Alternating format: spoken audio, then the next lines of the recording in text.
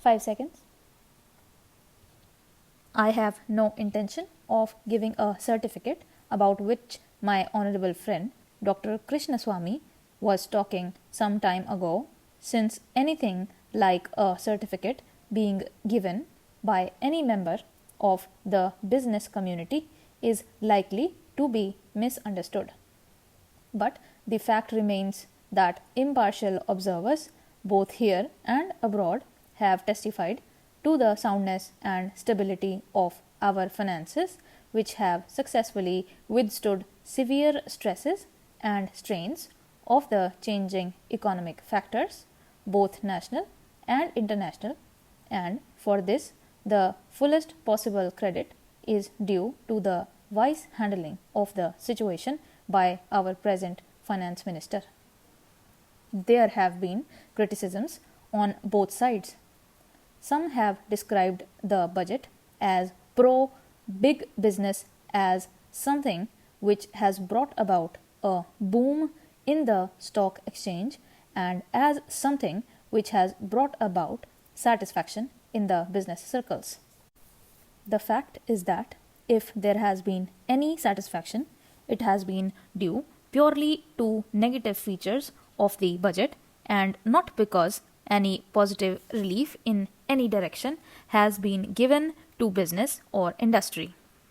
It is true that there were certain fears in the minds of the business community that in view of the expanding and growing needs of the center,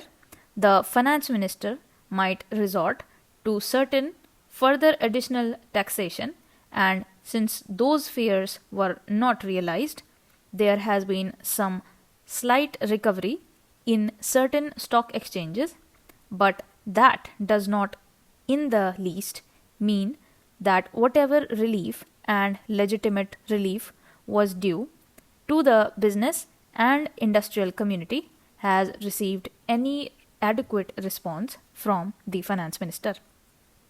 We have got to face the fact that we are at present engaged in the process of development. People who talk about UK and USA conveniently forget that these are the most highly industrialized countries in the world,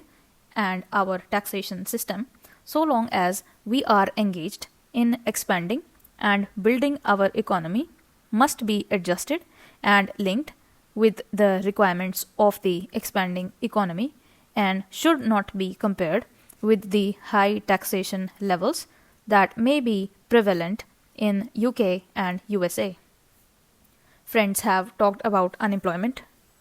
but whether the raising of the direct taxation levels will in any way mitigate unemployment is a question that should be considered. If the finance minister gives substantial relief in direct taxation, I think that might lead to an acceleration in the pace of development. So, it has to be considered whether it is relief in taxation which will lead to a reduction of unemployment, or whether it is raising of taxation to the utmost levels which will dry up the resources and channels of capital formation and thereby not only retard all further development but might also throw the functioning of present industries out of gear. So, my submission is that when the Taxation Inquiry Committee has been appointed, it is only logical to expect that no substantial changes in the taxation structure will be made until the findings of that expert committee are known, until we know the incidence of taxation in the various sectors of our economy. Now, coming to the question of deficit financing, I am afraid that my esteemed friend's attitude was somewhat different from the line of opinion in the business and industrial community. Not that we advocate deficit financing for bringing any artificial rise in prices, but the fact is that those who have criticized deficit financing have not suggested any other alternative or made any other constructive suggestion which will bring about necessary development plans. After all, the fact has got to be faced that whatever program we have set out in the national plan should go on unimpeded by any financial considerations. An assurance has been given by the finance minister that so far as financial resources are concerned, he will ensure that the 5-year plan will not in any way be retarded. In this connection, I can only say that deficit financing is one thing so far as the revenue budget is concerned, so far as normal expenses and expenditure are concerned. Certainly, nobody would advocate deficit financing, which might be very undesirable.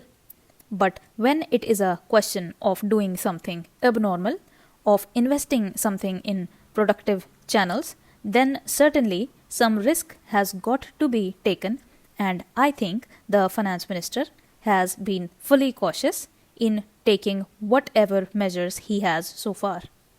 We know the measures that the government took for contracting money supply about the end of 1950 and certain other measures adopted which brought about a slump. Also, from time to time, the finance minister did not hesitate to mop up the surplus, which, as the records would show, has been about rupees 300 crores during the past 4 or 5 years.